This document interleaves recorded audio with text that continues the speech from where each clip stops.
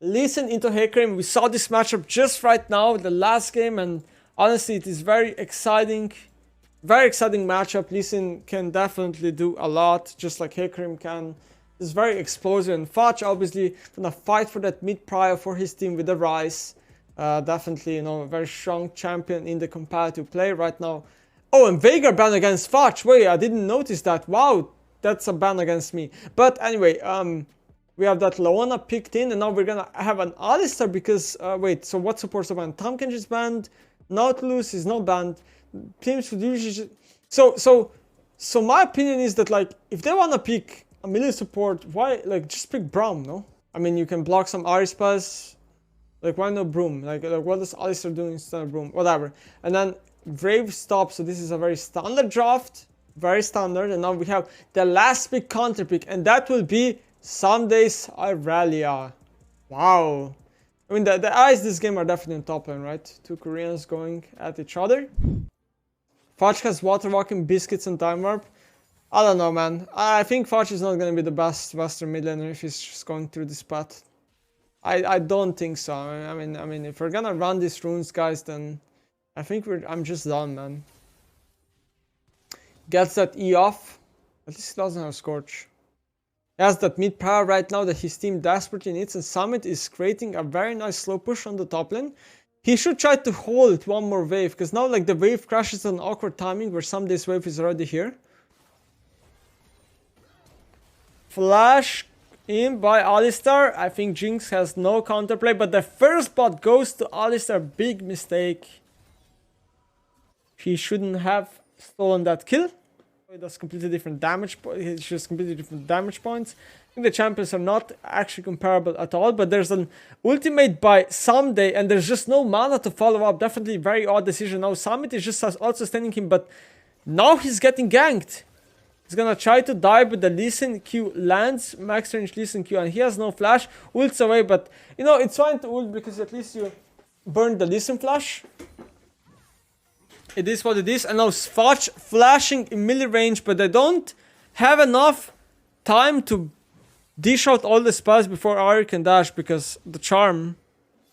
So I think so the misplay here is that Fudge shouldn't flash melee range. Fudge needs to root her and then flash the charm, and then he has time to dish out all the spells, and then Ahri would actually die.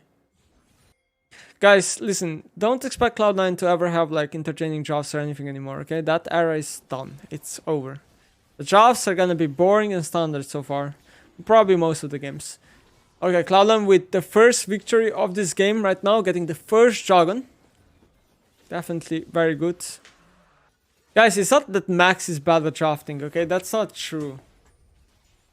Okay, you can't say Max is bad at drafting because they're drafting standard comp. This is probably like a team decision. It's not like a coach decides what they're gonna draft, right? Max Waldo forcing standard drafts? Yeah. I don't think Max Waldo has the power, guys, to, you know, force 5 of his players to play the champs that he wants or whatever.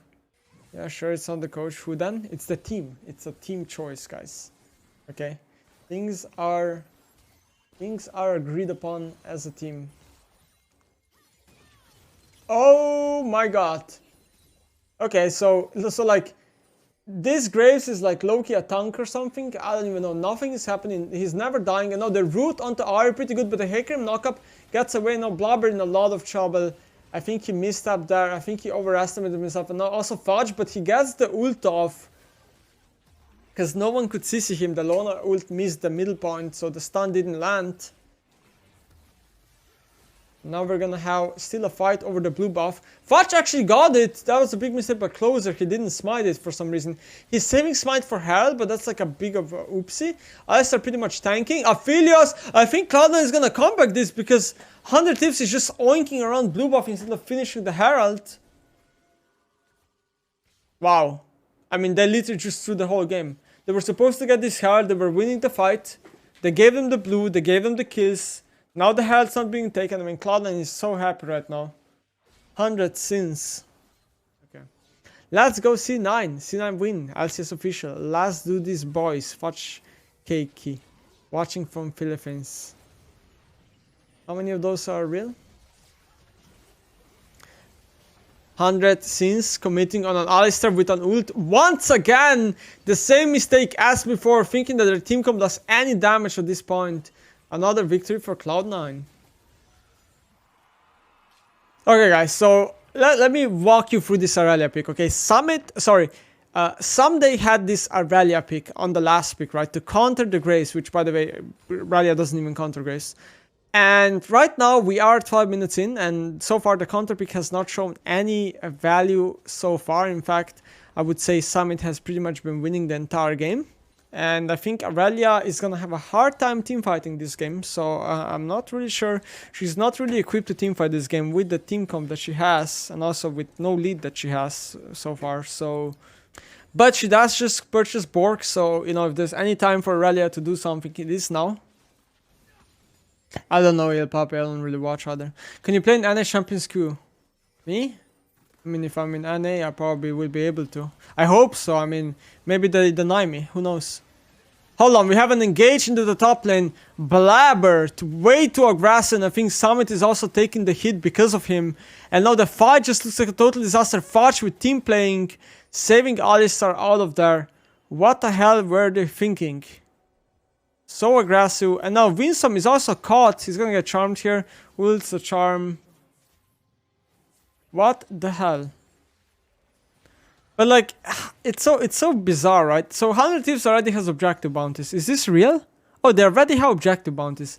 So people might be wondering, okay, but they're only 3k ahead. Why are there objective bounties? It's literally 2 Jargons, by the way.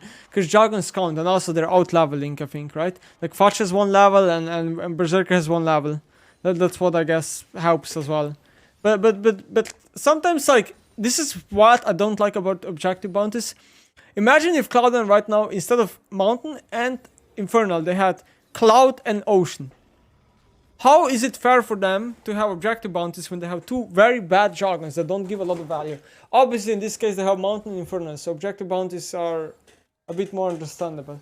It's just the system is just flawed, man. It's just flawed. I'm still surprised there are objective bounties. They're literally only 2k ahead. It's literally 2.6k ahead. With 2 Jargons, so there's objective bounties. I feel like in solo queue you have to be usually like 5k ahead for objective bounties to come up, but 500 gold just like that for free. Our objective bounty is gonna go down now. It's less than 2k now. No, it's still 2k. They're 2k gold ahead. What are the objective bounties? Rise ult into the mid lane, engage into Summit. I think it's looking good so far for Cloud9 because Lonesh is getting free focus right now. I think Blabber ult is kind of bad. They just trade supports. Support for support, that's it. Okay. So Blabber has no ult, so Hecarim value is pretty low. While everyone on 100 Thieves has ult, so I think 100 Thieves should have a slight edge right now. But Summit is TPing, so I don't think Cloud9 wants to give this up just yet. They're gonna fight to the death here. That's a really good smoke screen, but they're gonna walk out of it. All in from Aurelia into Grace. I think Grace just can't win, right? Nope, he can't beat both of them. Berserker though. Berserker the carry right now for Cloud9. And now Alistar on the flank! But his knockup is so...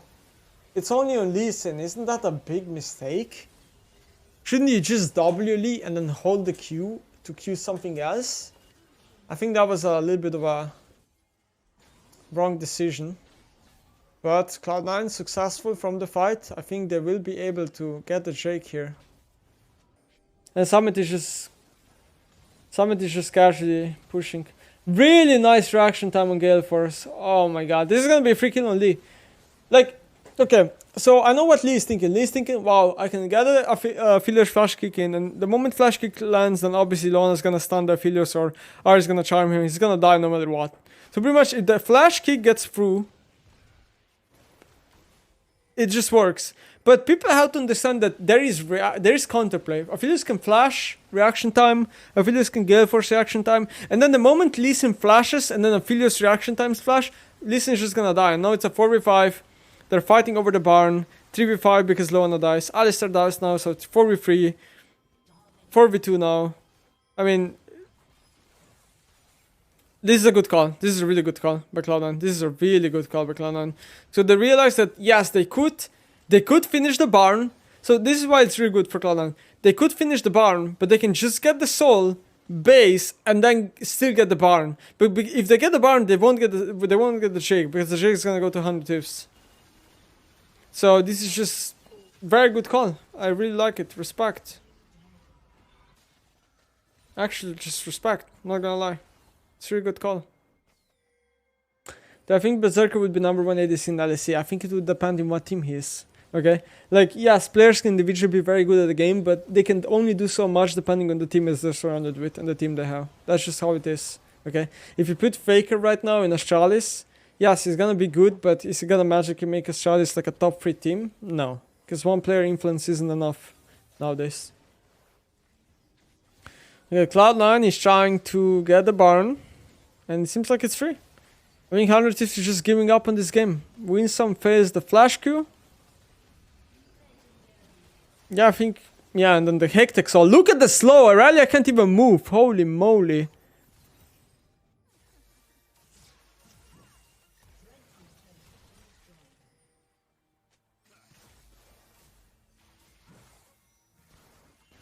I think Simon has a solo kill. That. Kick W.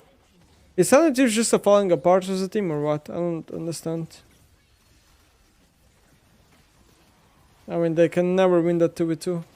They deal no damage. Aurelia and Lee are both useless. Like, this is a game where Rice is actually a useful champion because, like, enemy team comp just cannot deal with his tankiness the later the game goes. Like, they just can't.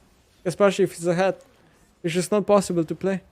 He actually even deals damage because his base damage is, like, relevant in this case. Alright, so yeah, they're splitting 3 lanes. This is the correct way to end the game. Like this, it's very easy to do. It's just a lot of teams still fail it. There's a lot of teams still do 4 lane. They still go 4-1 format when like 1-3-1 is just way better. Or 1-2-2-2-1. If no 1-1-1-1-1 format is also good or whatever. Or like 1-1-2-1.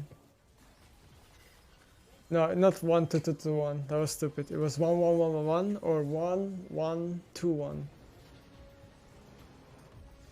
Yeah, 1-1-2-1. I mean, it's like what I mean by that is like 1 top, 1 mid, 1 jungle, and then 2 are like hovering between the lanes. Basically, they're not on bot, mid, or top necessarily. They're just like hovering. You know, that's what I mean. Watch factor. He's a titan, look at him. How big is he, dude?